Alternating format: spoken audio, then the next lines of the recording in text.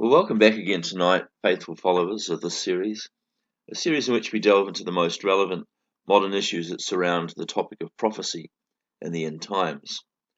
Now, for those who are new, we're taking a more or less thematic approach to the subject, as the line-by-line, chapter-by-chapter approach of a commentary to the book of Revelation is more confusing than helpful. And that's because the structure of the book of Revelation is based more upon parallelism and chiasm. Better to unpick the book then, one parallel strand at a time and one theme at a time. Now let's have a look at where we've been so far in our series. We started with the messianic expectation in the kingdom of God on earth. And then we asked about the covenants of God and what Paul meant by one new man in Christ. And this went to the question of whether we should accept a dispensationalist approach to interpreting prophecy. In the process of doing this, we also gained tools to identify who exactly the bride of Christ had to be, which in turn helped us to prepare for the rapture question, which we looked at in 3 sessions. Daniel's 70 weeks came next, where we learnt to read the prophecy of Daniel 9 in Hebrew chiastic form. Daniel's prophecy forms a kind of superstructure, a time frame for all the events that are otherwise described in relation to the end times. Now, having covered these several very important bases, we did our first real run through the eschatological program from the point of view of the book of Zechariah, where we also practiced reading in apocalyptic mode. And jumping back to Daniel, we asked the question in 2 sessions about who or what the abomination of desolation, mentioned 3 times in his book, might be, especially in a modern context. This dovetailed into a study of Islam, which ran for 6 sessions, and which also asked the question of who really controls modern Islam and is driving its terrorist mindset in the modern day. We took this as our launching point for a discussion of Freemasonry and the Illuminati that continued for 7 sessions, and this has now prepared us for upcoming studies on the New World Order. But to get our feet back into the scriptures again after such a long excursion into Islam and the Illuminati, we recentered ourselves with the study of Matthew 24, which is where Jesus begins to tell his disciples about the things that will mark out the end of the age. And we ended up with what might be called the book of Revelation's central symbol, the number of man and of the beast, 666. And in the context of Revelation 13, we also identified the meaning of the 2 great beasts that rule the world. Now, today we're going to do something different. We're going to jump to the other end of the Bible, the book of Genesis, and particularly to chapter 6, where we come across the strange story of the sons of God and the daughters of men, and the subsequent appearance of giants on the earth, giants who dominated the world during the generations of mankind that preceded the flood. And as we will soon discover, this is more than a novel, unrelated subject. In connection with parallel and fuller accounts in the book of Enoch and the book of Jubilees, it fills in huge gaps about the fall of man and helps us to understand the probable origin of previously mysterious pre-flood civilizations and their giant megalithic structures all over the world. It also explains to us the ancient notions about the divine origin of kings, and gives a Bible-consistent explanation for the origin of demons. And it could even perhaps explain the traces of ancient life on Mars and the Moon that NASA seems to be concealing from us, but which seem to be evident enough to those who are ploughing through their photographs in fine detail. Now, the topic of giants also feeds into modern speculation about illicit occult communications between humans and banned fallen angels. It helps to explain why there might be human-alien hybridization programs going on. It helps to explain the explosion of, well, especially semiconductor and superconductor technology in recent decades. And this has allowed the Illuminati to accelerate their program of takeover on the Earth. It also feeds into a great lie that Paul warns us about, which could well be linked to a departure from classical evolutionism and acceptance instead of an idea that Adamic man is a product of genetic mixture of early hominids and extraterrestrials. A fake alien invasion using advanced holographic technology and very real aliens, albeit perhaps produced on the Earth and animated or controlled by demons, may convince mankind to accept the highly controlled society that the Illuminati is offering.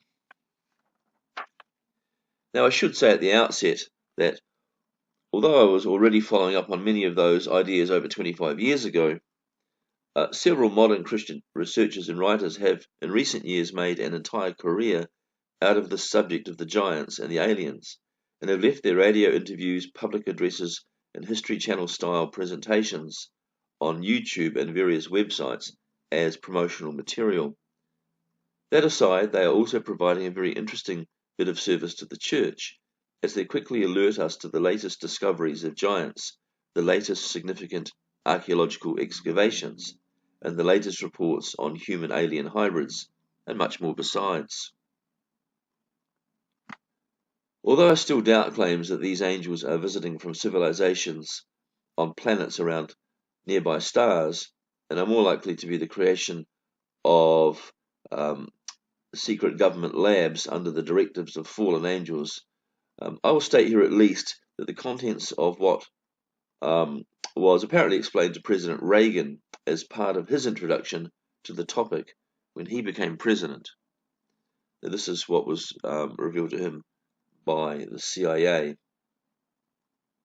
And this took place in March 6th to 8th in 1981, so obviously in a series of meetings.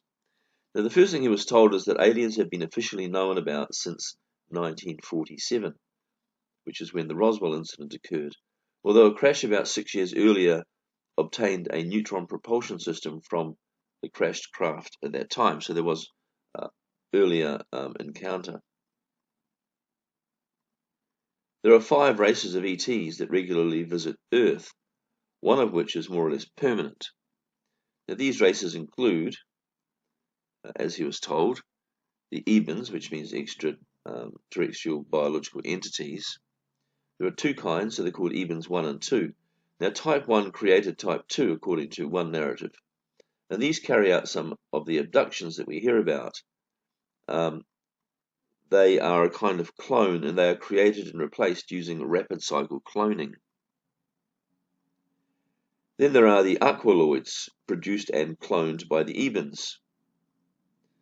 And they have been produced from creatures like praying mantises and lizards. And these resemble the Sumerian rulers, which are still very human, but with a few features from these other creatures. Then there were, number 3, the quadloids, also cloned by the Ebens. So the Ebens seem to be the kind of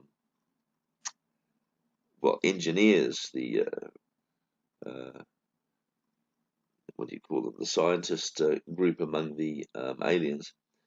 There are the heplaloids, of which no description is given, and there are trantaloids, which are described as being insect type and also being quite hostile. In the language of Steve Greer, they are the hostile alien visitors, the HAVs. Now, it's said that the trantaloids can imitate humans. They are the blonde Swedish types, which seem very nice when you first meet them. But underneath their beautiful exterior, they are really an ugly insect type. They have very advanced technology. One was captured in Canada, apparently in 1961, but died in captivity in 1962, and is now in a preserved state. These creatures can float above the ground, and they can appear and disappear. Now, it's said in the briefing to Reagan that a civilization on Mars was destroyed, and that a few of its scientists during that destruction were allowed to escape and come to the Earth, where they became the biblical watchers. Now, Illuminati bloodlines have been attempting to protect the genetics and bloodlines of these visitors from Mars, these fallen angels. Hence, Mars is the origin of these beings, and this is why Mars should be destroyed in the future. So, continuing in the briefing to Reagan, the original super-Earth was destroyed to produce the asteroid belt and the present smaller Earth. Now, this actually follows the ancient Sumerian creation myth. Now, the asteroid belt that resulted has billions of tons of precious metals and minerals to mine.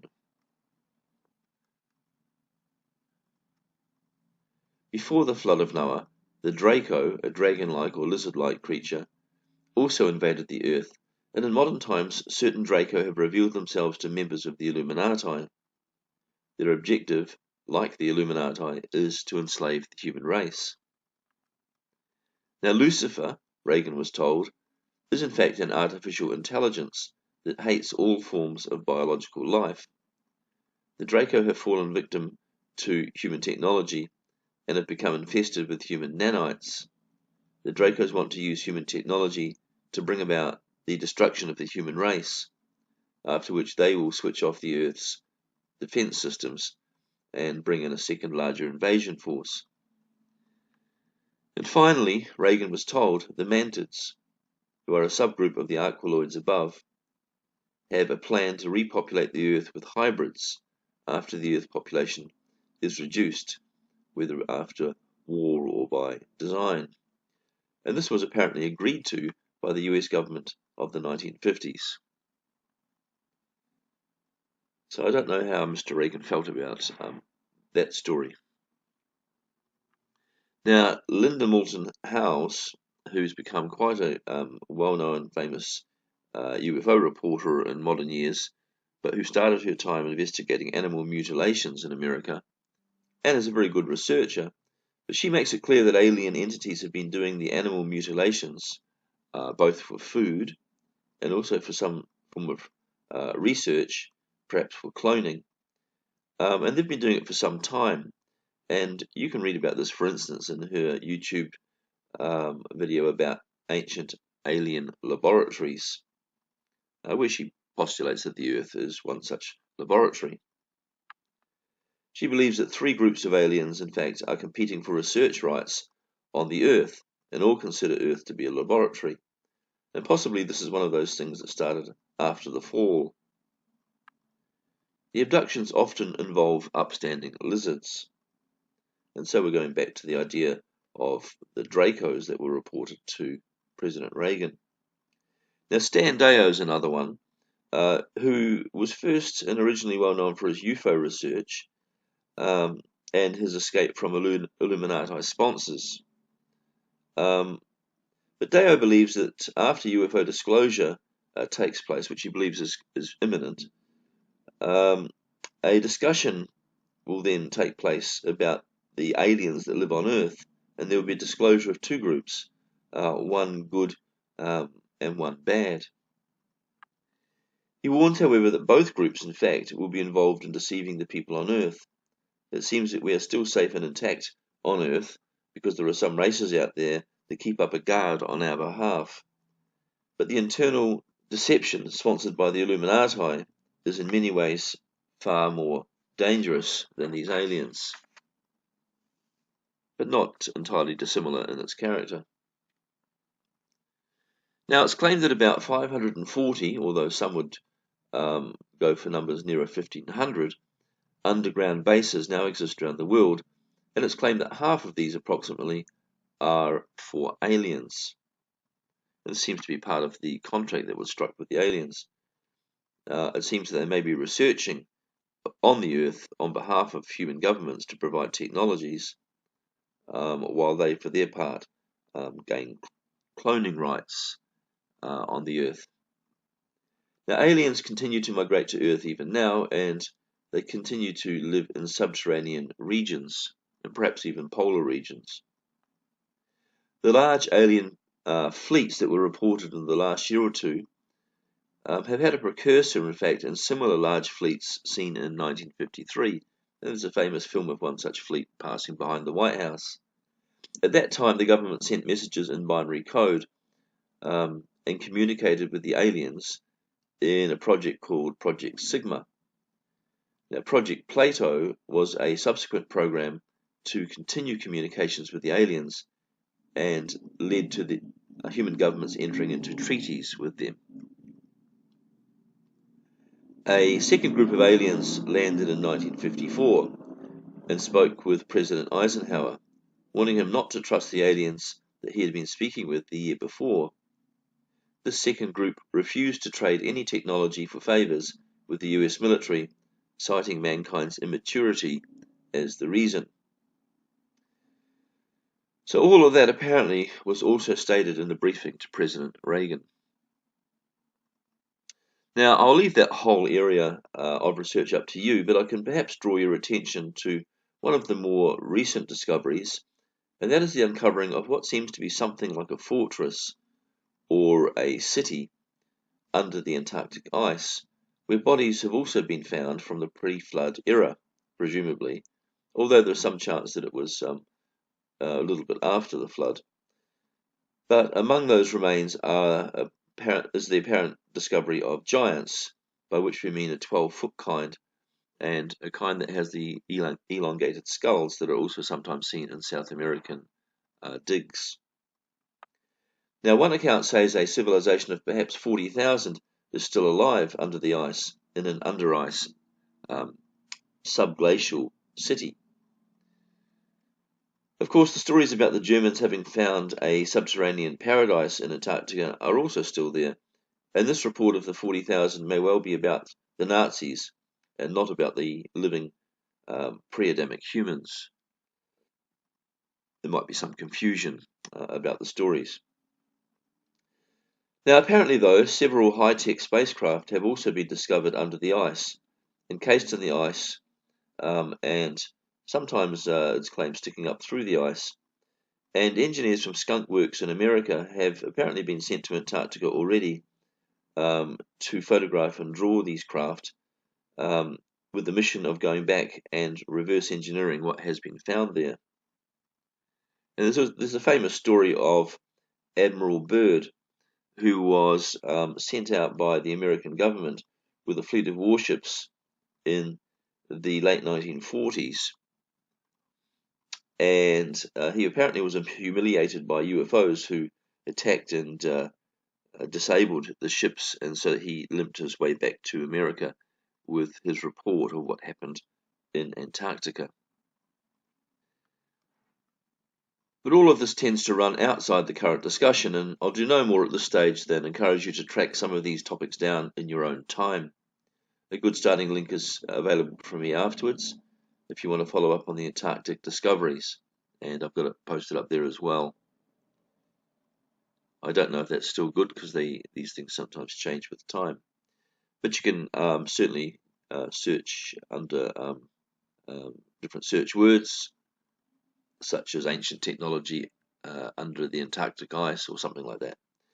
I can also point you in the direction of some of the better known Christian researchers in this area, who include the likes of Tom Horn, Steve Quayle, Rob Skiba, L.A. Marzulli, Tim Alberino, and Dr. Michael Lake.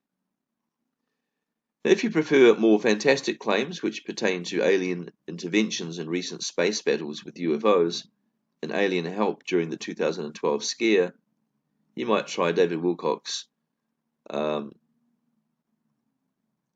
Corey Good. Another place to hear about such things is through recordings of various MUFON conferences, such as that given by David M. Jacobs at the 2013 MUFON Symposium. Now, David M. Jacobs asserts that hybrid entities are already living on the Earth and are still regularly abducting human beings. And the rabbit hole, as they say, just keeps getting deeper and has more branches, so be prepared to spend a lot of time on this before you start out on this venture. I'm not sure if I recommend it or not. Now, let's get back to something earthier, yet also strange enough. The Genesis story of the sons of God, the daughters of men, and a world full of giants. Now, by the time the flood came along, things really were in a disastrous state. The world was filled with sin and violence and fear. And worst of all, the angels were taking human women as wives. And while many of the offspring were great giants, others were closer to normal and took more wives and from among the human populace. But giants also married other giants, and some of the offspring became more gigantic still. Most of this intermarriage started among the children of Cain. Yet among the many sons and daughters of Seth, who replaced Abel as the first seed of Adam and Eve, there was also a degree of mixture of human seed with the seed of the angels and giants. By the time of the flood, almost 700 years of this infestation had continued, and few families were left untouched in some way by the actions of the angels and their offspring. The desecration increased in time to include wholesale abduction and rape. And as hunger grew, also cannibalism. Only the family of Noah was still genetically clean with untainted genes, and it may be that Noah kept his family hidden from the sight of the giants. While Noah was also untainted in a moral sense, the word describing his righteousness, tamim, which is often translated pure, is a word ordinarily applied to unblemished sacrificial animals, indicating those that are genetically pure, or at least of a superior bloodline. So Noah alone was tamim in the world, a word which can certainly mean righteous, but most literally means unspoiled. It is often translated pure or righteous from a figurative interpretation.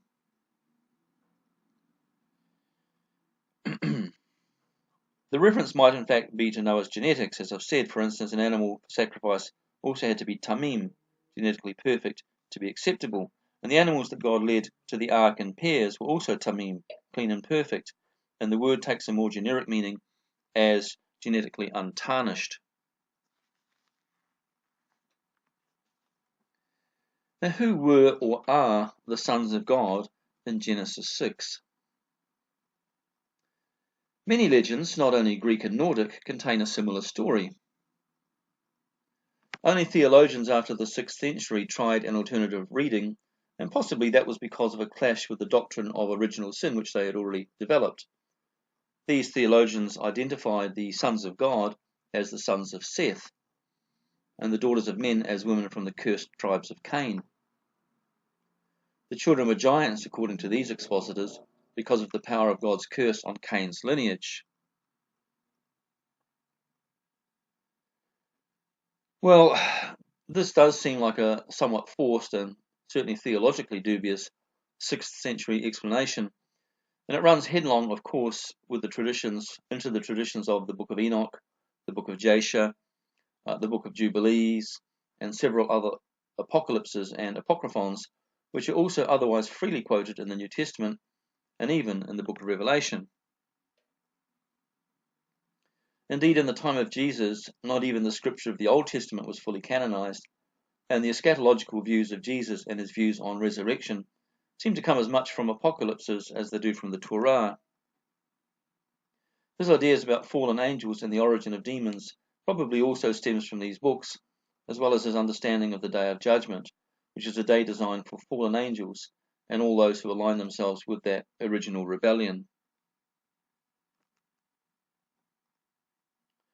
The idea that the angels fell in the 6th generation after Adam, that is, in the days of Jared, and not in some pre-Edenic rebellion in heaven, presented a problem for theologians. It impacted, first of all, on the doctrine of original sin, which had assumed a fall in the 1st, not 6th generation. Yet Jesus appears to quote quite liberally from the Enoch tradition. Revelation 12 speaks of the devil and his angels, but otherwise theologians struggle even to explain the origin of Satan or the devil. Theologians will often tout Isaiah 14 and Ezekiel 28 as descriptions of a fallen archangel who held power with God before man was ever created. This archangel is said, on the basis of Revelation 12, to have led a rebellion in heaven before the world began, and he was later transfigured into Satan, who spoke through the serpent in Eden. But this is basically a very forced interpretation based on very little in Scripture. There's actually very little in Scripture at all to support this idea of a pre-Adamic fall. Indeed, Lucifer in Isaiah 14 translates the Hebrew word halal, which really only means boaster or illustrious. I think we'll find that the passage at Isaiah 14 and Ezekiel 28 also are both examples of Hebrew hyperbole, both expressed in poetic form. These discourses in Isaiah and Ezekiel are really an attack on human pride. And this pride was, of course, exemplified in the great but false confidence of these powerful and wealthy kings. Babylon's Nebuchadnezzar in Isaiah 14 and the illustrious king of Tyre in Ezekiel 28. Seems like an image of perhaps the king of Tyre, but I can't tell for sure. The king of Tyre trusts in his great riches, which is something that God rejects.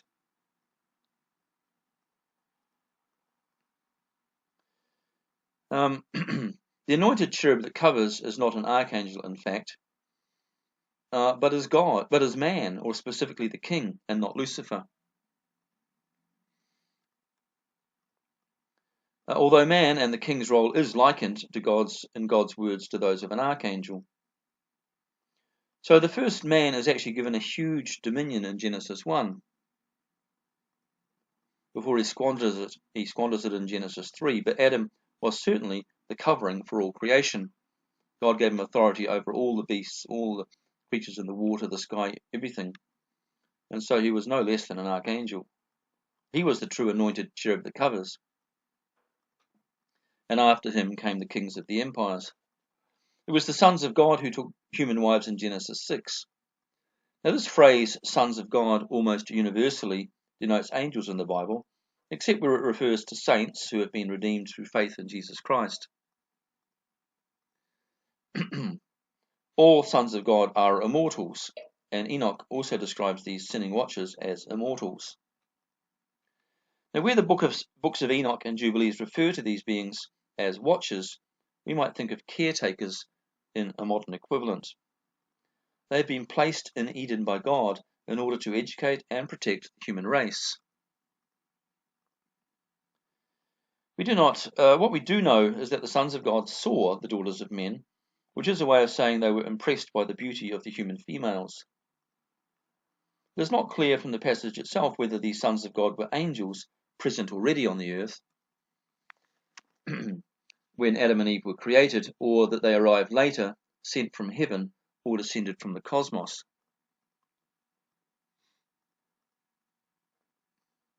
James speaks of angels who kept not their first estate, but whatever their actual origin, they were under orders when they came to earth. Paul's theology about women leading in churches tends to suggest, firstly, that angels are meant in Genesis 6, and that the idea of angels procreating with human women may not have been the angels' idea alone. Nevertheless, the angels were condemned without repentance for their great sin, and for the great ruin it brought upon the human race, and for the ruin it threatened to bring upon the Messianic promise. Having lost their immortality through God's subsequent curse on Eve, the women may have imagined that begetting children by the angels could do something about regaining some of the lost supernatural life and lost human immortality. One may fairly argue that this story of the fall is so different from the original story of the fall in Eden as to be unacceptable to the gospel narrative and its solution for original sin, and something will need to be said about this here if we are to advance any further with the story. And advance we must, as the story of the angels and their offspring answers many questions about the human past. The first point to make here is that the New Testament writers and Jesus himself all seemed to buy into this fallen angels and giants narrative from the book of Genesis, irrespective of what their beliefs were about original sin or otherwise. We have to realize, of course, that Jesus didn't teach the doctrine of original sin. It was a doctrine that the church put together centuries later. The Jews themselves, if you ask them today, also don't really believe in original sin, but for the Christian church, of course, it was an important issue.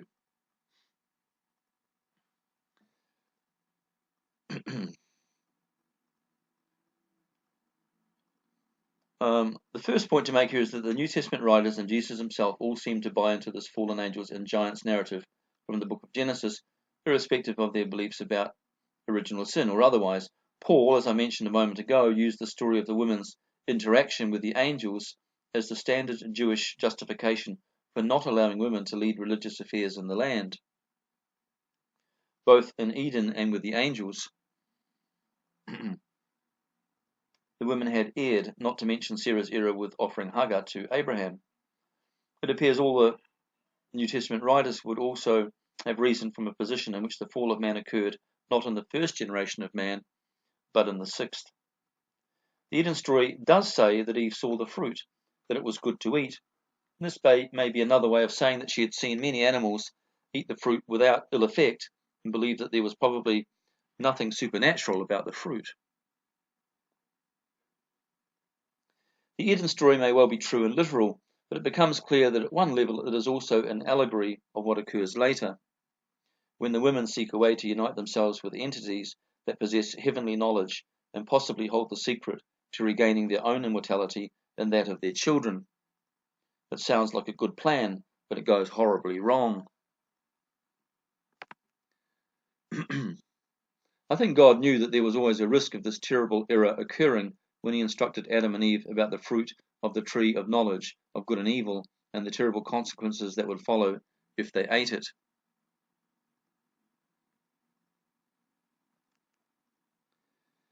And for 900 years or so, the human couple had the daily company of angels as they learned all about cultivation, genetics, seasons, and all else necessary to live a successful life in the world. If they had continued in this path, it may only have been a matter of time before God had given them every secret under the heaven for their benefit. But the development of human moral character was also important, and this needed a test. When Eve was finally tempted and fell, it was well after Cain had slain Abel, and Cain had been sent away, as the tradition seems to say that the fallen angels also married women from the exiled tribes of Cain. When Eve fell, it may also have been after long years of wishing she could have the same knowledge that the angels seemed to possess. And when Eve fell, it may also have been after centuries of people getting away with nothing more than exile for committing murder and a growing lawlessness, such as that expressed by Lamech for his manslaughter at Genesis 4:24. This may be the kind of issue that begged the question of how one could truly know what was right or wrong. It was a deep desire to know what was right and wrong that tipped Eve over the edge and made her try the forbidden fruit. Apart from the likes of Abel, who was killed, Eve had never seen a human being yet die of natural causes, and she must have wondered if the threat of death for eating a fruit could really be true. Or perhaps she reasoned God was just warning her that the food was poisonous. Yet she had by now watched so many animals eat the fruit without ill effect. Now close to 900 years old, Eve decided to try the fruit, just a small taste, just once. She'd been instructed not even to touch the fruit. Now the word touch indicates a sensual touch, as if almost a caress, and the words seem to prelude to the later episode with the angels. So the fruit does seem to act as an allegory. Having survived the experience with no apparent ill effect, she also decided to try her unsuspecting husband, probably just to see if his response to the fruit would be the same as hers. Now, while it was still her, it was still okay. But once she had enticed the man into disobedience, it was all over. Their eyes were both opened at once and together, and fear descended for the first time in their long lives. God soon finds them in the garden, hiding. Paul will argue that the man was not in the transgression. This is possibly because he ate it unwittingly, but unfortunately his accidental sin does not change the fact that the fruit of the tree brings a curse. Reasons for the man's sin are immaterial, and his wife has now corrupted herself. And three things begin to happen immediately. The first great upset is that God casts the couple from his presence. Eden is the domain of God on earth, and they are expelled. Direct communication with God is now gone, and only communication through intermediaries can now take place. God becomes a stern and offended entity, who man must approach very carefully from now on. They are now very afraid. The second thing is that the woman begins to feel aging hit her body, and slowly begins the dying process that fulfills the words of God that, dying, you will die. She begins to suffer sickness and pain as her body weakens, and the new curse on the ground kicks in and affects the food. And it is not just her. In Adam, all men are now dying and are effectively fallen. Remember, the curse was God said thorns would come out of the ground, and so it's quite notable that Jesus wore those thorns on his head when he was crucified to take away the sin and the curse of mankind. And by the sin of one, all have been accounted as sinners, because all begin to die, and men and women everywhere begin to age and sicken. The food, the air, the ground, and even human genetics have changed. Immortality has departed with exile from Eden.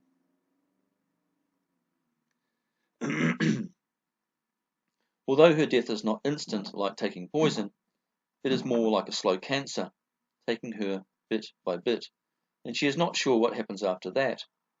Will she live again? Fear of death grips her and the whole human race. And third, the angels notice what has happened, and they wonder also what has to be done. They continue to hold their immortality as spiritual beings, but they see that humanity has now become mortal. Creation has now been cursed, and the earth has, in its own way, also become mortal, its fate intimately linked to that of man, and similarly awaiting the day of its own destruction. Man was taken from the earth because the fate of man and earth were always to be intertwined. The woman ponders what can be done to undo her great fault and to bring back the lost immortality. God had warned Adam not to eat the fruit. Adam has passed the warning to his wife as do not touch the fruit, where touch speaks of desire for the fruit. But there may also be a prophetic allusion here to desire for the angels. Among some of the younger women in the world, a plan develops to marry with the angels and beget children, in the hope that physical immortality can be regained. The idea is floated with the angels, and a certain group of the angels agree to go along with the plan. The details can be found in the book of Enoch, where 200 angels decide to participate in this wild plan without the permission of heaven. And this is where the story of the fruit ends up becoming an allegory of what follows. The angels marry the women and help many of them to live longer. They beget children by the women in one way or another. The children have extraordinary power and intellect, but their lusts are also enlarged. They are morally corrupt, evil, and violent. The angels, like the humans, have also eaten a forbidden fruit, but, unlike Adam, they cannot claim ignorance in the matter.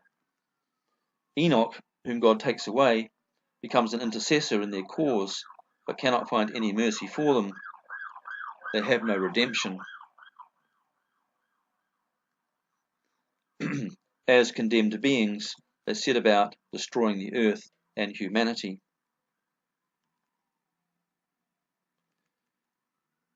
They begin to use human beings as their slaves and build cities and palaces from huge stones that they, as giants, can cut out and carry if necessary.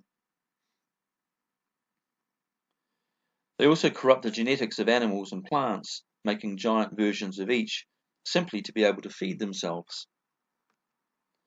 The curse of God on Adam's ground has grown 100-fold. The world of man is clearly doomed. and God seeks out a man named Noah to preserve its remnant. What has happened to man's moral nature has also happened to the integrity and peace in his world. Eve and her decision to eat the fruit have turned out to be a precursor for the actions of the women with the angels. Their interaction with the angels is also a forbidden fruit, and just as likely to bring a slow and painful death to mankind. Just as Eve had hoped the fruit might give her the divine mind of a god, so too the women had hoped their children might be like the gods. Instead, just as Eve was brought to her knees for her decision, so the women of the world were destroyed for theirs. The world, by both stories, was brought to calamity. Now here is the key point to be gained. The story of the subsequent downfall of the angels and of their children, and the havoc caused in the earth by the women's Nephilim offspring, is a direct parallel to the workings of sin in the human soul and the broader destructiveness of sin in human society. The first dynasties of man after the flood remembered the dynasties of the giants before it. And among the rebellious grandsons of Noah's son Ham, there arose sons who would become kings in Mesopotamia and Egypt, and would call for others to worship them as sons of heaven, just as the kings had before the flood came. The myth of the god king started before the flood, but was propagated among the more rebellious family groups that repopulated Mesopotamia after the flood. The new Sumerian and Egyptian dynasties both referred to their kings as god kings, and this habit spread throughout much of the world and is still seen in certain cultures to this day.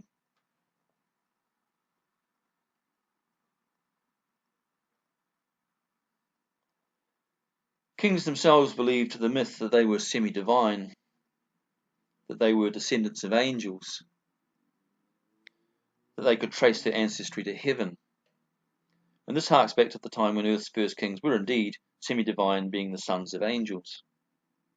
God speaks of royal and human pride as being an offence to heaven. Man's pride would be rejected just as certainly as the sinful angels were rejected and banished from heaven. God, in both Isaiah 14 and again in Ezekiel 28, is not speaking about the fall or previous career of a pre-Adamic archangel called Lucifer. In Jewish thinking, Satan is simply an evil force, and yet can be embodied if necessary, but this force embodies the dark side of human nature and controls humanity through its own innate sinfulness. Satan is not a fallen archangel. Theologians strained to explain Genesis 6 in any other way possible, as they had already explained that Lucifer was a fallen archangel from before the world's founding, and that Adam and Eve had fallen before they ever had any children. They were finding it hard to backtrack on all their previous research.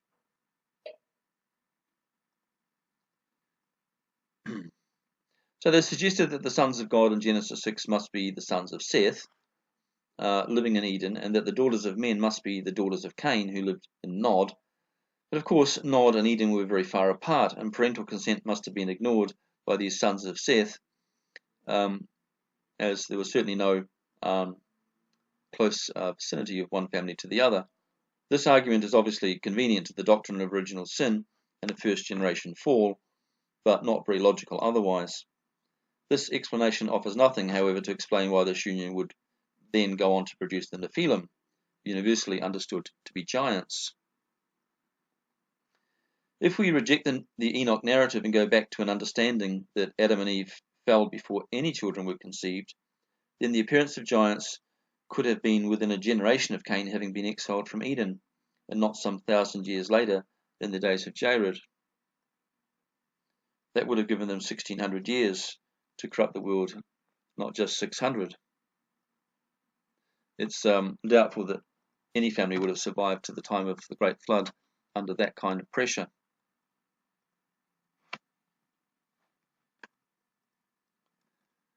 So where are these sons of God now? Well, according to the book of Enoch, these angels, although unable to find forgiveness from God, were allowed to stay on the earth in the Mount Hermon region, according to Enoch 6:6. for another 666 years, so that they could witness the destruction of their offspring, Enoch 12:5 and 14:6. This was also so they could see what the consequences were of what they had done. Now, the world that they had corrupted was to be wiped out by God to remove all of the genetic aberration. Only Noah and selected pairs of tamim, or clean animals, went onto the ark as new breeding stock. However, as the flood approached, the time of the angels' imprisonment also approached. They were to be bound in subterranean vaults in the earth, guarded by angels until the day of judgment. Someone recently worked out that one such place was Mount Vinson in Antarctica. Once satellite scans revealed the topography of the seven-peaked mountain range under the ice, near the Ron ice shelf, biblical scholars could identify it with 1 Enoch 18's Mountain of Imprisonment. It was also near this region in Antarctica that ancient human ruins have been found under the ice. However, it also seems that some of the angels made plans to escape from the earth before this time of imprisonment arrived, and to take their human families with them. Ruins of large airport-like complexes on Mars and the Moon have been found and filmed by NASA and kept undisclosed.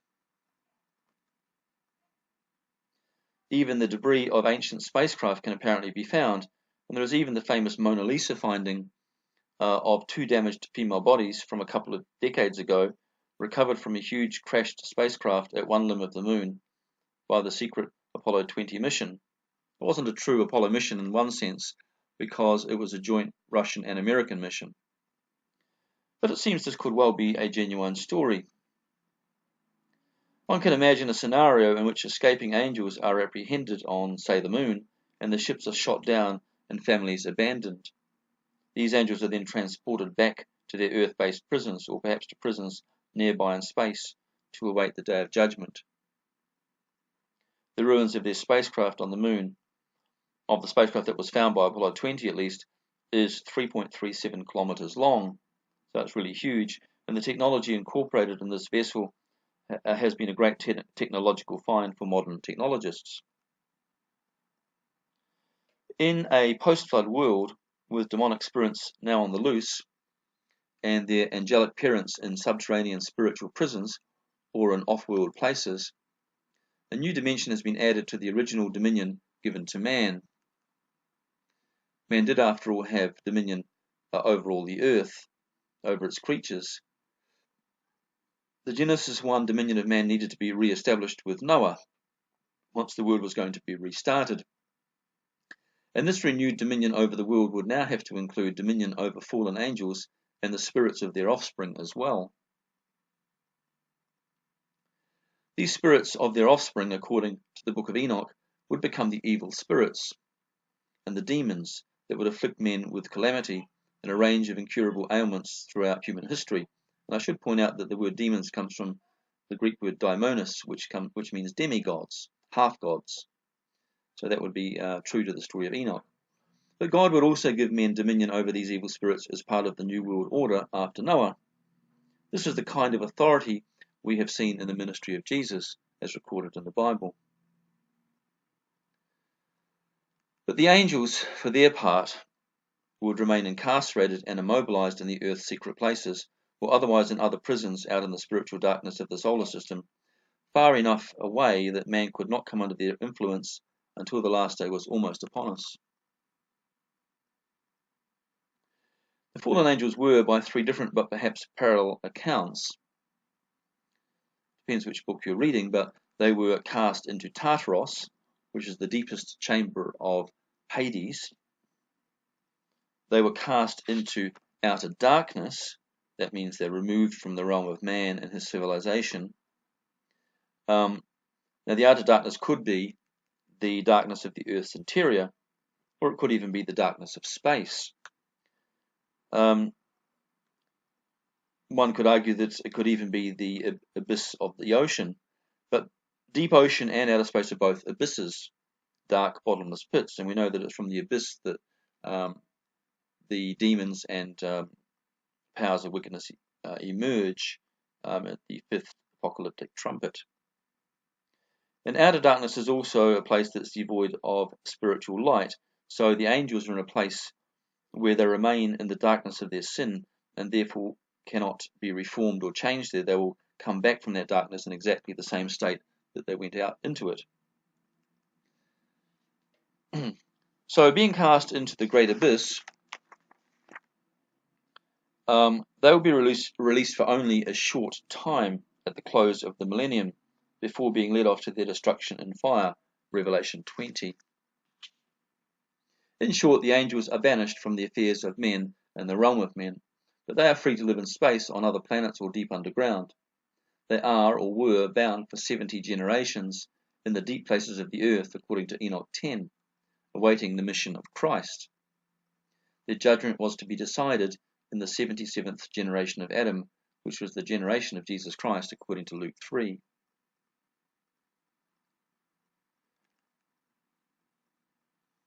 And the Lord said unto Michael, Go, bind Semjaza and his associates, who have united themselves with women, and have defiled themselves with them in all their uncleanness. And when their sons have slain one another, and they have seen the destruction of their beloved ones, bind them fast for 70 generations in the deep places of the earth, till the day of their judgment and of their consummation, until the judgment that is for ever and ever, literally the judgment of the ages, is consummated. So the 70 generations span from Enoch, and Enoch is the 7th from Adam, through to Jesus, who is the 77th. The judgment sits on the angels in that 70th generation. The 77 is also the midpoint in a progression of numbers to 153. And the story of the 153 fish in John 21 is significant in many ways, not least in suggesting that 153 is also the total number of generations of mankind.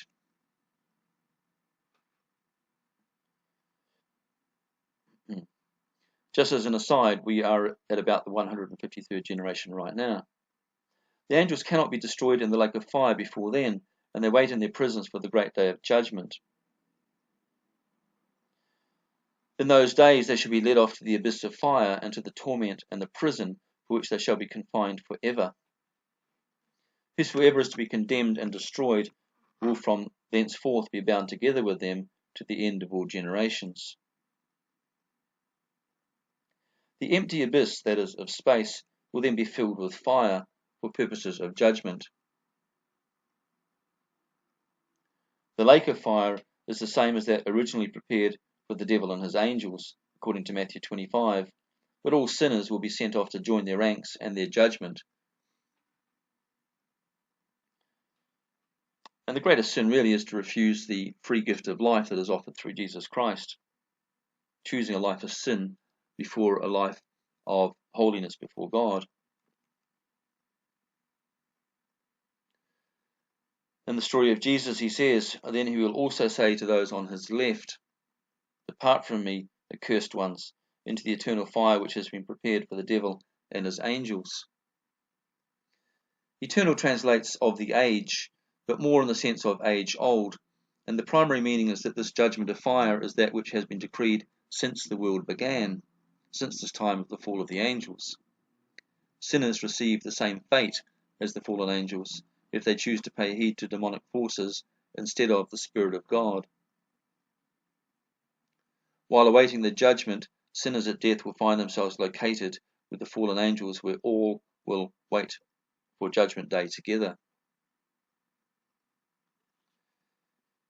In Matthew 25:30, Jesus describes this place of separation from the kingdom of God as outer darkness. The weeping and gnashing of teeth that sinners experience is not so much sensual, physical suffering as the emotional agony associated with their unrelenting remorse. In this case, the outer darkness is a spiritual predicament, a place far away from the light of the spiritual paradise. It is a place outside the kingdom of God, which then begins to fill the earth. Those who possess the earth will be immortals. Those who are cast out will still be mortal, if not destroyed and dead and gone. The fallen angels will be banished from the earth forever into the darkness of outer space. The souls of sinners may be sent with them. They can have their world without God, only not on the earth. On earth, death and Hades will both be destroyed, and the devil and his henchmen will likewise be seen to perish in the lake of fire, never permitted to rise again. But if Satan is to be destroyed and is never to rise again, what is it exactly that is going to be destroyed by the armies of God? The answer to this question requires in part the answer to another. That other question is, who or what exactly is Satan if he is not Lucifer? Well, there are 13 characterizations of Satan in the New Testament. First of all, he is the tempter, Matthew 4 and 1 Thessalonians 3. He's the evil one in Matthew 13, the murderer in John 8, the liar and father of lies in John 8, the god of this world in 2 Corinthians, the prince of the power of the air, Ephesians 2, the thief in John 10. He's the adversary in 1 Peter 8, which is the literal meaning of Satan as an opponent, really. The accuser, moral interrogator of our brethren in Revelation 12. He's the great world-encircling red dragon of Revelation 12. He's the deceiver of the whole world in Revelation 12. He is the ancient serpent in Revelation 12. And he is the devil, that is, a slanderer in Revelation 12. And of course, Revelation 12 brings together many of his characteristics just before he's cast out into the earth. The question we've asked before, as it happens, really has no clear biblical answer outside the story of Lucifer, but the Lucifer story is not the truth. All we have is the Apocalypse, which identifies the serpent in Eden with that ancient dragon. But this does not of itself tell us that the ancient dragon was an archangel. So really we have to admit that there is no real explanation in the Bible for the origin of Satan. This is problematic, but probably also deliberate. Now, demons, for their part, do have an explanation. They are explained away as the disembodied spirits of the offspring of the fallen angels. They cannot die, so they remain with us. The giants and other semi-divine beings of Genesis 6 and elsewhere were killed in pre-flood wars, and in the Great Flood itself, their demon spirits, if you like, are trapped alive in the earth realm.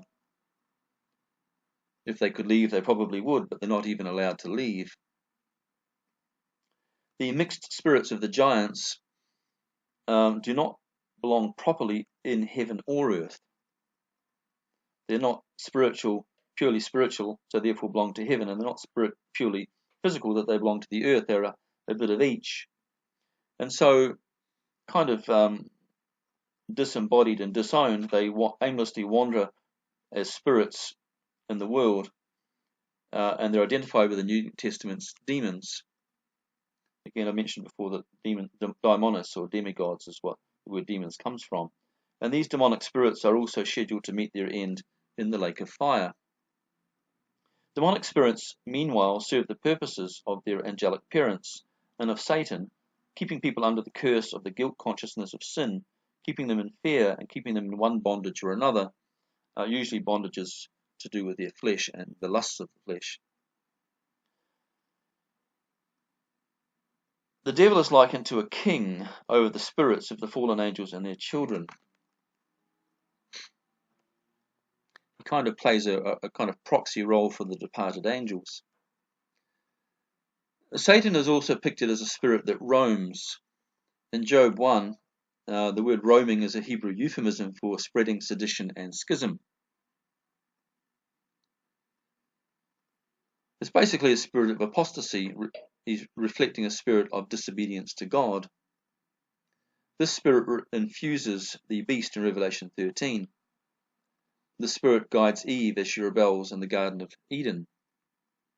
This spirit leads all sinners into the same spiritual rebellion after Eden that embodies and characterizes the weak and selfish aspects of human nature.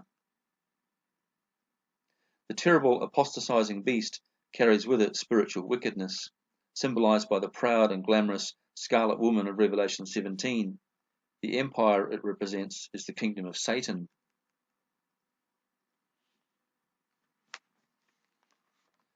Satan appears in the Bible only after Eve succumbs to the temptation, and this is significant.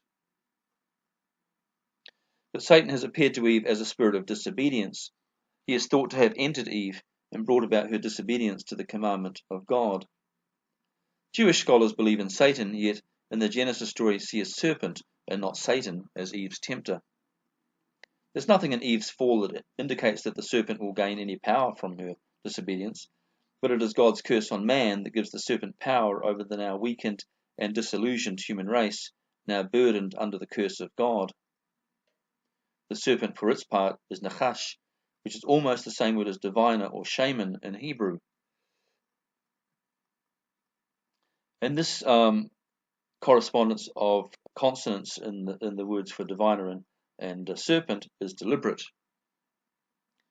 The serpent, like a primitive psychologist, has externalized Eve's subconscious questions and played these back to her as if they were someone else's thoughts. The serpent has exposed Eve's secret desire to sin and to become like God, and she has disobeyed God to learn what she assumes are the serpent's great secrets.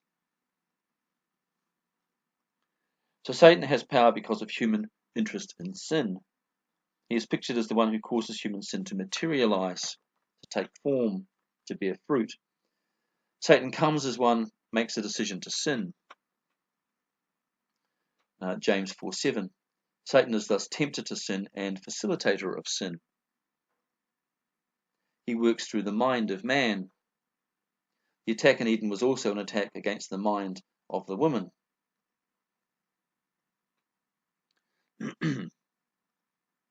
As humanity is regenerated at Judgment Day and its sin nature is removed, Satan will also be eradicated once and for all. He arises and disappears with mortal man. Mankind in the resurrection will have a different mind. Therefore, in the resurrection, the desire to sin is completely taken away. Sin is born in the error that one can escape accountability to God and proliferates when there is a lack of the fear that is the respect of God.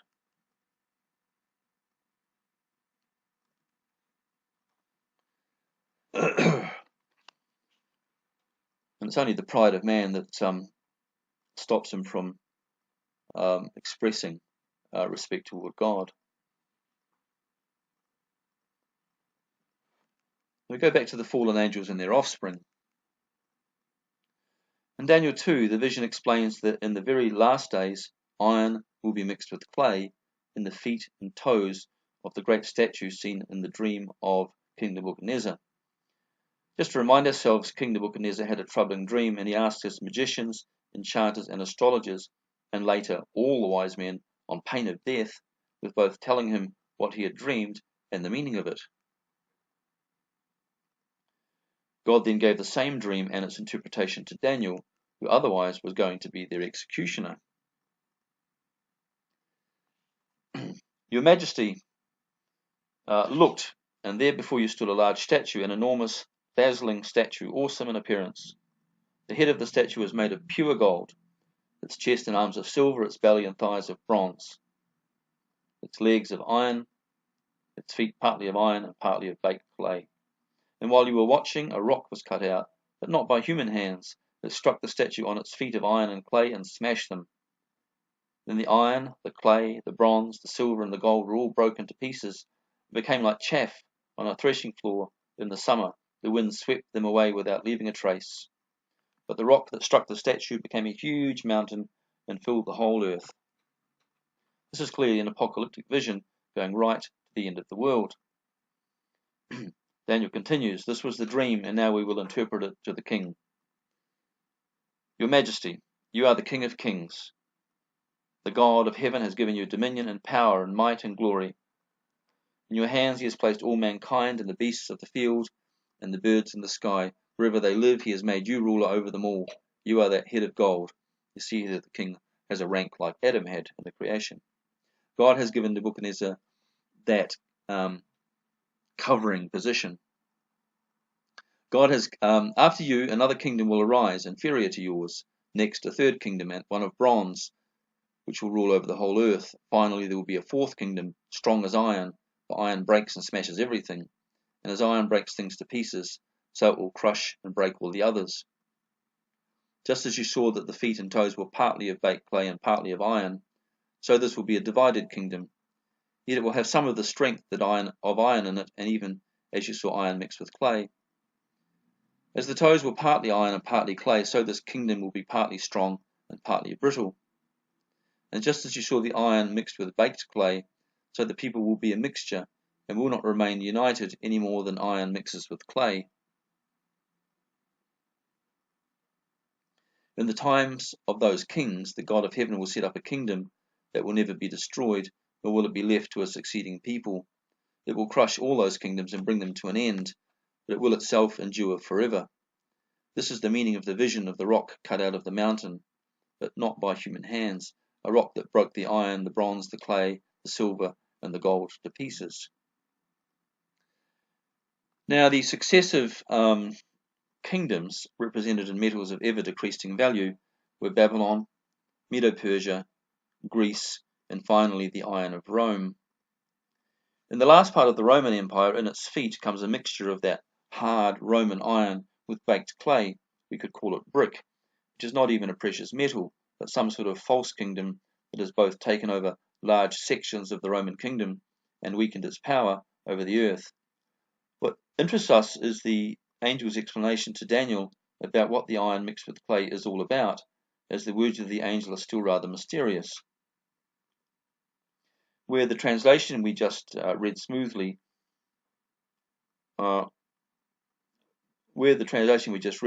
renders it as the people will be a mixture, the Aramaic text of Daniel enigmatically has, they will mix themselves with the seed of men. Or even the word themselves is read, and they will mix with the seed of men. And this use of words throws us back to the story of Genesis 6, where sons of God mixed their seed with the seed of men. The reference to mixture of seed is strongly suggestive of genetic mixture, if they are physical entities. And if they mix with the seed of men, one must assume that they themselves are not men, and not of the seed of men. They are not human beings, and yet they live among us. The reference to Genesis 6 must be deliberate, and if angels and giants can no longer cohabit with human women, it may be that some kind of demonic infestation is in mind. That is, somehow, in the last days, angelic or giant seed is again mixed into the human genome, and these entities again mixed genetically with human beings, presumably having a significant degree of genetic compatibility with us. Well, to read a bit deeper, one might discern a need on the part of these entities to merge themselves with human beings and with human DNA for their own survival. This would suggest that they seem to be so much weaker biologically than humans.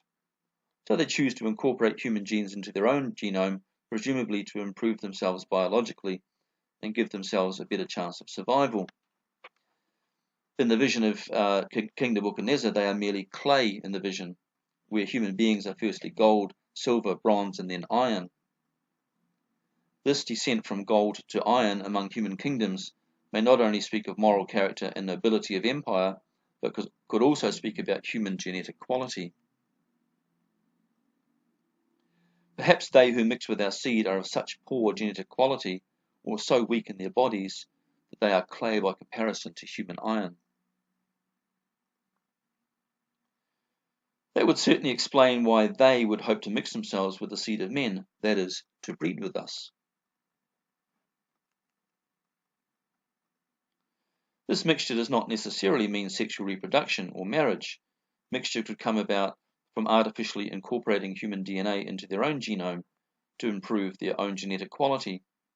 Such a scenario could therefore give credence to ongoing claims of alien abduction and genetic experimentation.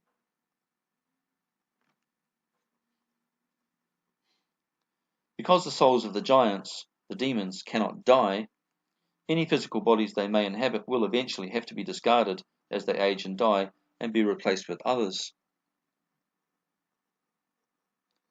Either they, in the Daniel 2 dream, are demons that have found a way to produce human bodies for habitation, and they constantly seek to improve these bodies by incorporation of human DNA and clone them, or they are other alien races that have come to Earth, have contacted our governments, and have made some sort of covenant with them, which is the more widely touted explanation.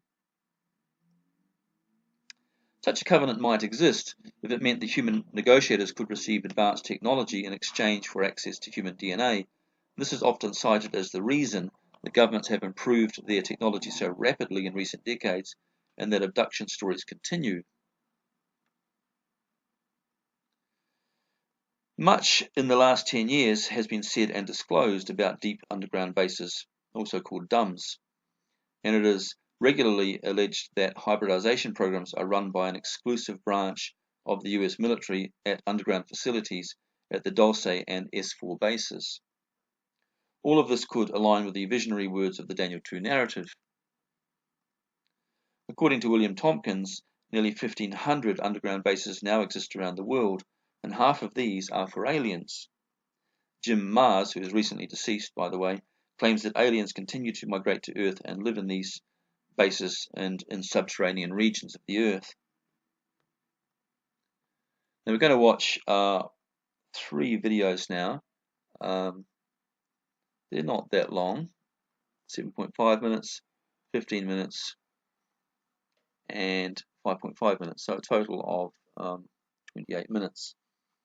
Scientists have been discovering more and more creatures these days, and the more they discover, the more they become puzzled, for they find those discoveries very mysterious. A human-like creature which is the size of squirrel was found in Metepec, Mexico. It doesn't resemble any known animals, so the scientists were perplexed as to what type of creature it is. Though this newly found creature is small, its features are similar to that of a human being.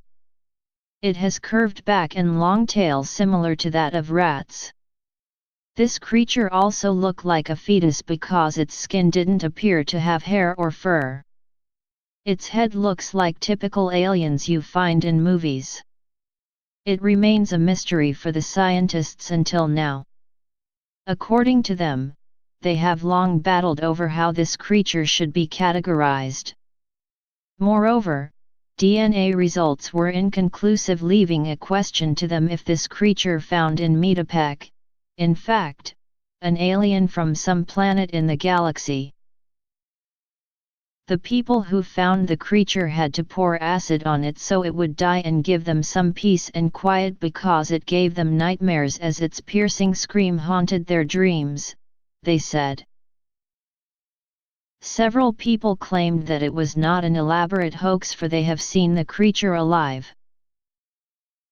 On the other hand, hoax slayer site Forget Amori reported that a man named Alejandro Franz later confessed on forum fororeptiles.org that they simply created the human-like Metepec creature from a squirrel monkey. Angel Palacios Núñez, the so-called veterinary assistant featured in the video, is in fact Urso Moreno Ruiz, the nephew of notable taxidermist Mario Moreno, he said.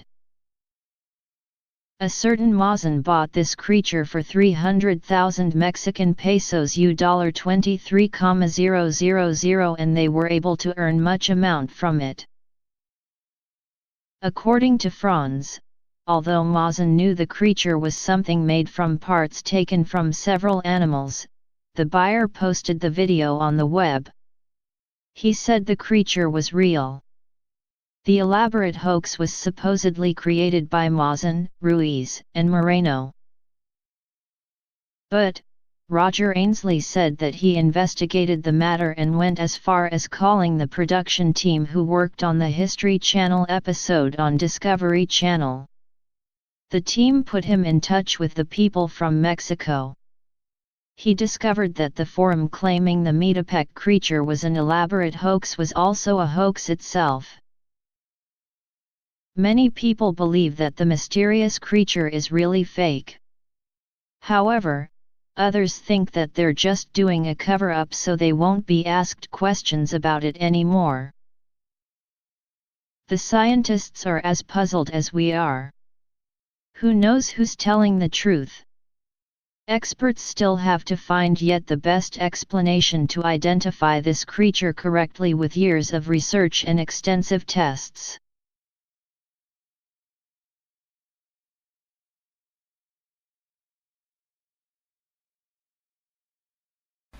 Now, when we talk about these animal-human hybrids, the biggest question is, how did they come to exist? And one of the things that pops up in every single culture is that the gods played a part in creating these hybrid creatures. Now, before we continue, let me explain that it is my personal belief that the gods of mythology are what we as Christians refer to as fallen angels. And we find this concept pops up over and over and over again all over the world, where these beings, these godlike beings that were created by a higher power, they descend from the sky and they come down, they give people technology, and they interfere in human affairs in negative ways. The satyr, for instance, the satyr is attributed to a being from the sky coming down. In Greek mythology, he is referred to as Pan. They treated him and referred to him as a god. Again, I believe that the gods themselves were fallen angels. The shed, the hybrids that were crossed between man, bull, and had wings like a bird, attributed to the gods. The lion-human hybrid, attributed to the gods. The minotaur. In Greek mythology, it was actually a trick by the gods to get a woman to reproduce with an animal to create this hybrid. So we see this concept over and over and over again in the Bible, or outside of the Bible.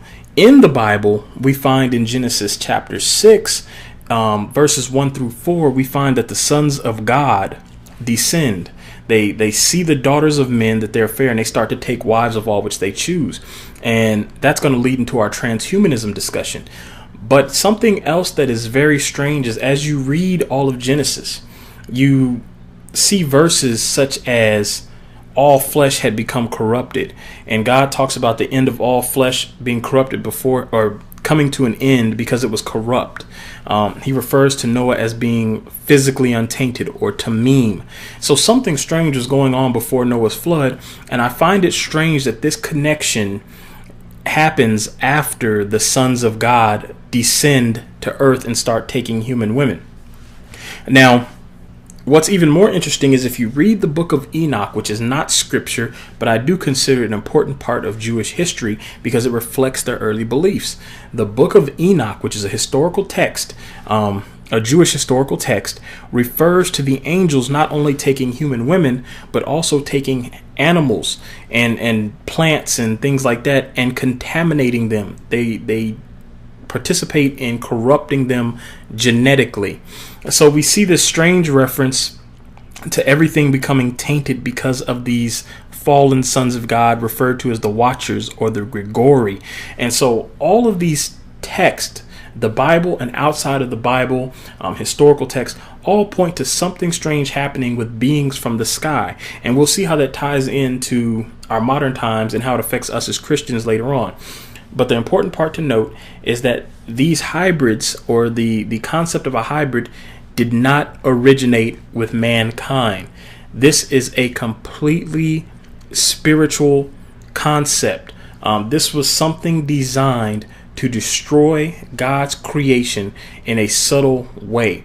And again, we'll see how that affects us as Christians, because again, keep in mind that this stuff that we call mythology is now coming to pass in the modern times. In fact, right now we're going to cut to a short video put out by the BBC. I'm not going to play it in its entirety. It's just a small video clip that's going to show you how close we are in our modern times to reliving what was going on in the days of Noah and, you know, some of these biblical events that involved hybrids. So we'll cut to that video and then we'll come back and we will talk about how this affects us as Christians living in the modern time.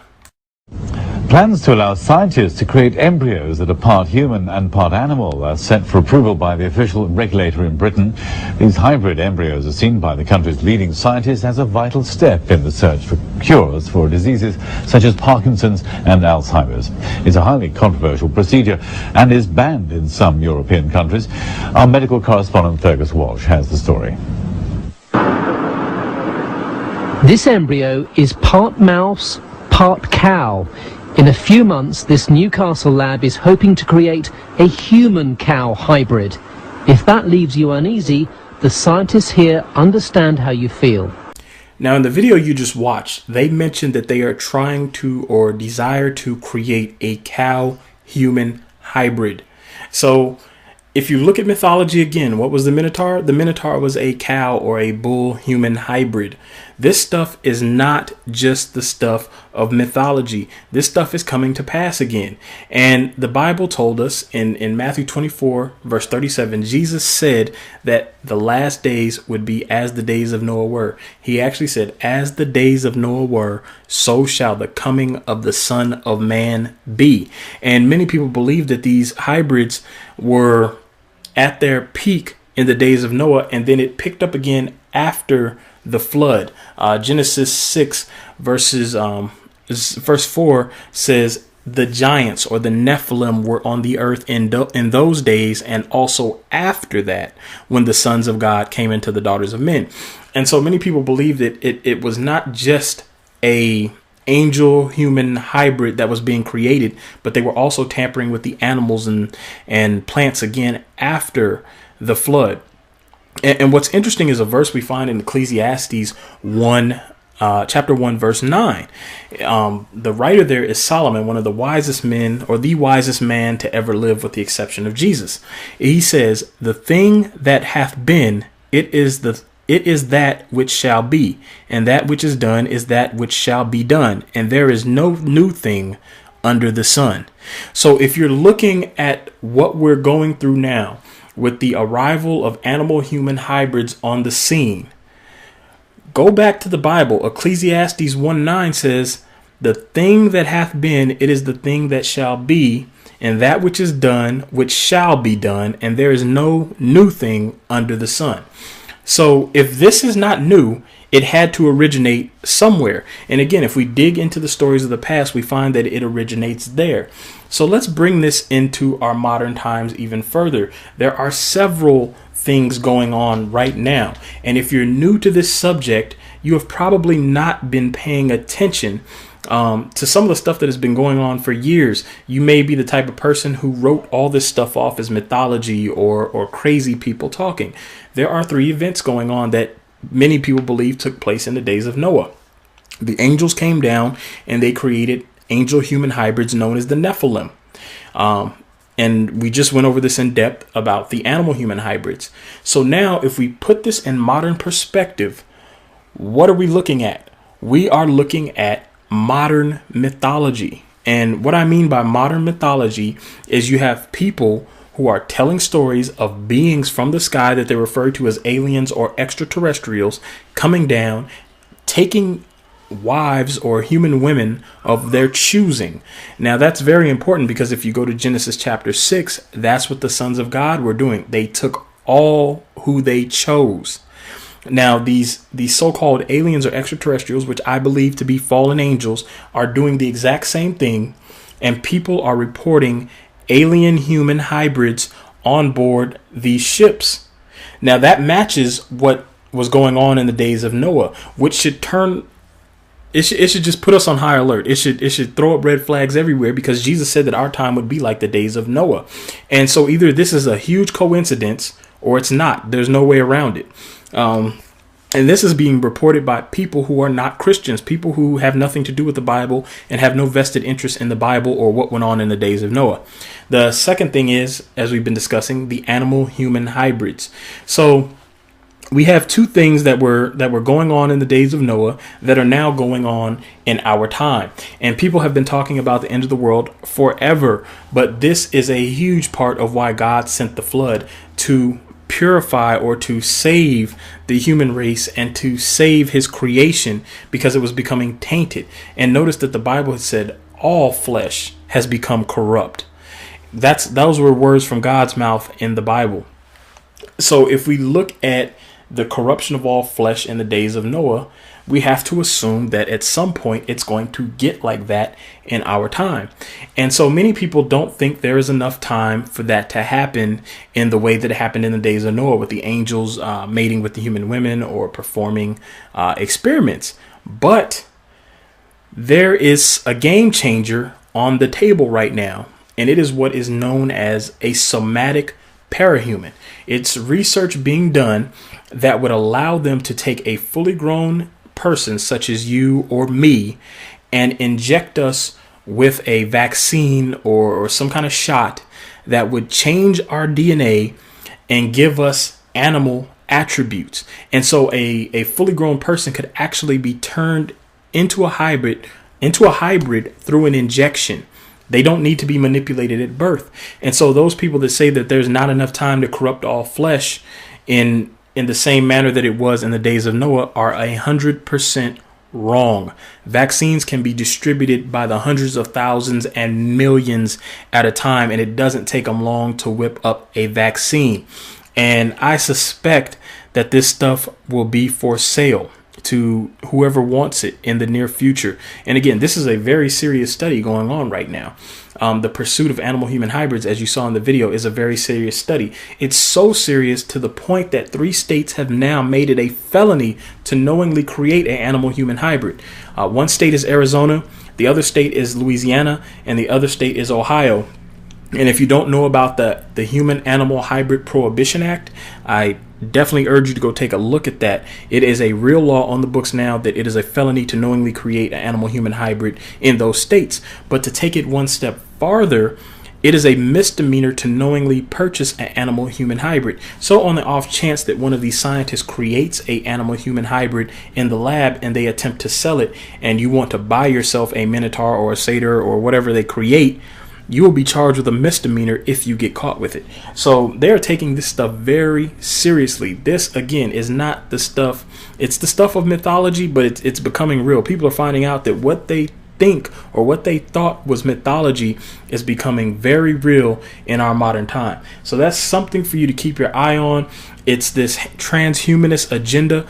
The way they pitch it, it sounds like it's for the benefit of mankind. They're going to help people see better and be stronger and heal faster and all those sorts of things. This is just a smokescreen to the spiritual deception that is going on. The real intent behind this is spiritual. The intent is to corrupt the human race once again, like it was in the days of Noah. It's an attempt to corrupt the animals, just like was happening in the days of Noah. When people talk about transhumanism and going to higher levels and higher planes, what they're really doing is they're perpetrating the lie that took place in the Garden of Eden. What did Satan tell Eve? You can become like gods. And that has been the lie and the pursuit of almost every single generation in history. People want to become like gods. If you read Isaiah 14, that was Satan's problem. He wanted to be like the Most High. And so people fall for that lie and believe that they can become something more than human without God's help. And so they go through these actions and all these different methods trying to transcend what it means to be human. But it's the same lie. You will be like gods. And so as Christians, that affects us, because the body is the temple of the Holy Spirit. And so if your body is a temple of the Holy Spirit and you are considering, I guess you would say, taking an injection to become a somatic parahuman in the future, if that's something that pops up and you have the opportunity or you have to make the decision, you have to remember it's not just a physical decision while you're here on earth, but it is a spiritual decision also. Do you want to corrupt the temple of the Holy Spirit? And that's what we're looking at with this transhumanist movement. So I encourage everybody to really take a good look at what's going on in society. Look deeper than just the physical implications, but look into the spiritual implications of it. Do more research into the transhumanist movement, because it is becoming really big and it's moving really, really fast.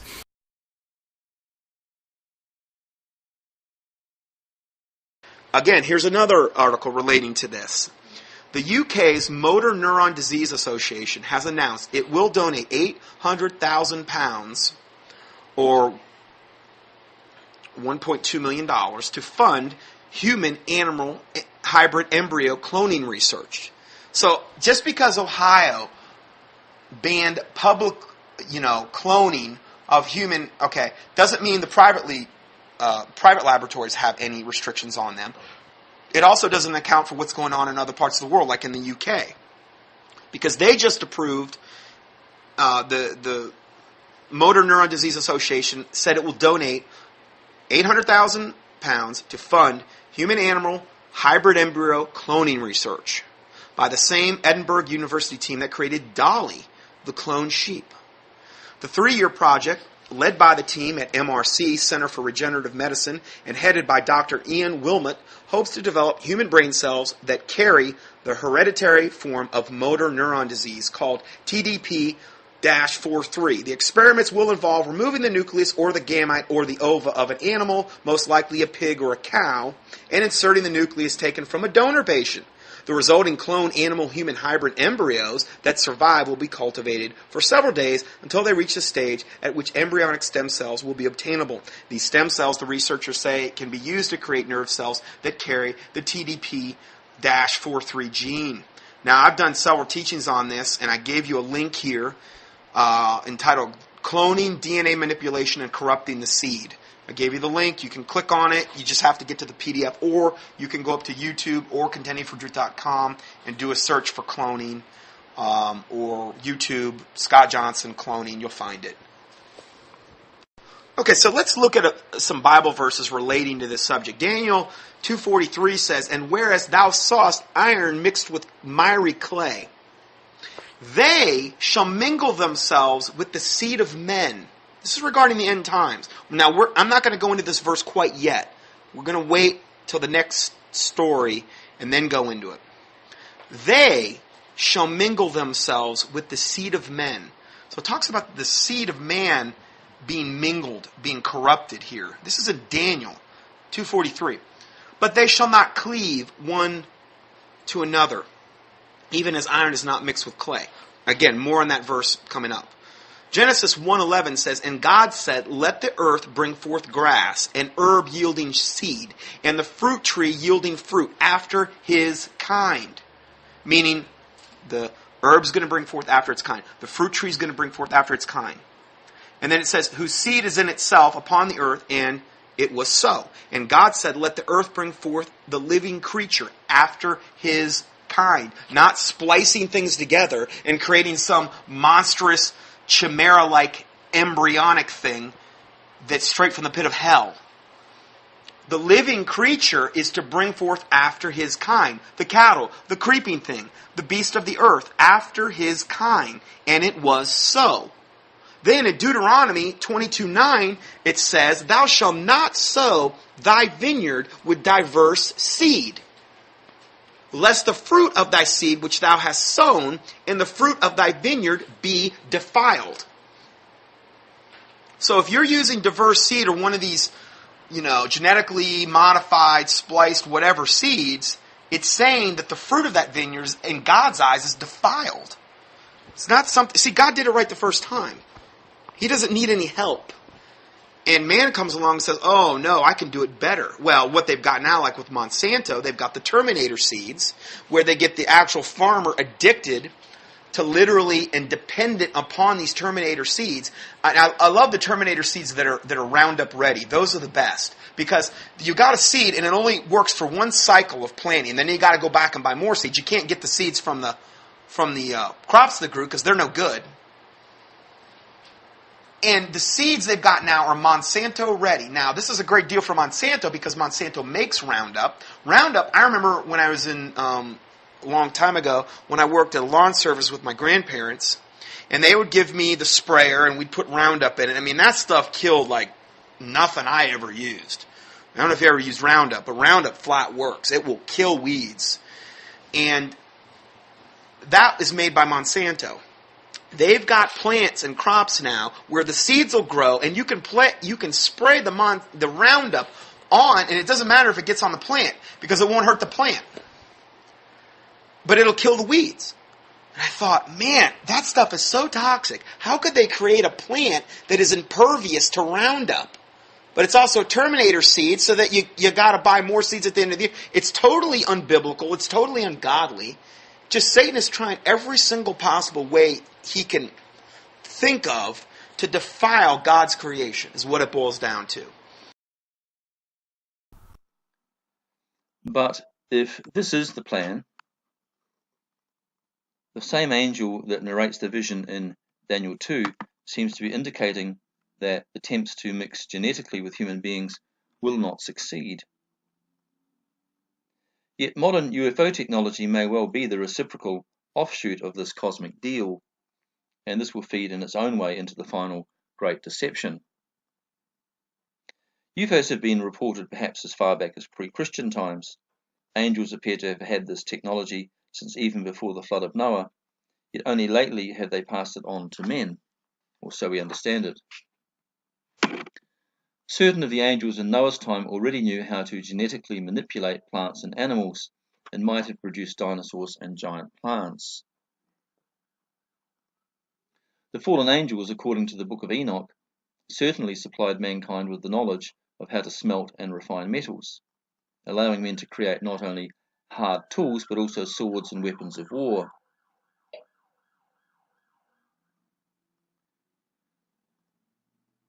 This contributed to human violence and the quest for physical dominance and empire. The same seems to have been happening right now. Weapons of mass destruction are proliferating and violence is increasing. This only gets worse when there is also a great deal of money to be made from the sale of arms. Now, human technology, which nowadays is several decades in advance of what is made available to the general public, may well be advanced enough now to give demons, or aliens if you like, a way to get their own physical bodies to dwell in. Such bodies would be replaceable, supplied by replication and cloning programs. It's like putting the giants back on the earth. The souls within the original bodies are swapped out or placed in a perpetual state of coma or sleep so that demons can take control of these bodies. The demons would be able to reincarnate into new cloned bodies once their first host bodies were destroyed. In exchange for this service, humans would be rewarded with both occult and technological knowledge. However, the flaw in all of this is that human genetic quality is much diminished since the time of Noah. The spectacular hybridization successes of the first angels may prove non-repeatable in the modern day for their demonic offspring. The iron and the clay, as the angel explains to Daniel, will not be able to mix very successfully. Now, despite these bizarre goings-on in secret, life on the surface will appear to be carrying on with a very high degree of normality. Jesus speaks of people eating and drinking, marrying and giving in marriage, and of being completely unaware of what is going on in secret right up until the day of judgment, just as it was in the days of Noah. And just as the days of Noah had many fears, the promise of destruction, warring and feuding giants and their kingdoms, genetically modified animals and humans, cannibalism and slavery, so the world of today is permeated by fear of nuclear war, global warming, asteroids and rogue planets, malicious aliens and UFOs, and state genocide, as a new world order is put in place. Latest claims also speak of blood drinking and cannibalistic cults, whose members are taken from elite human families.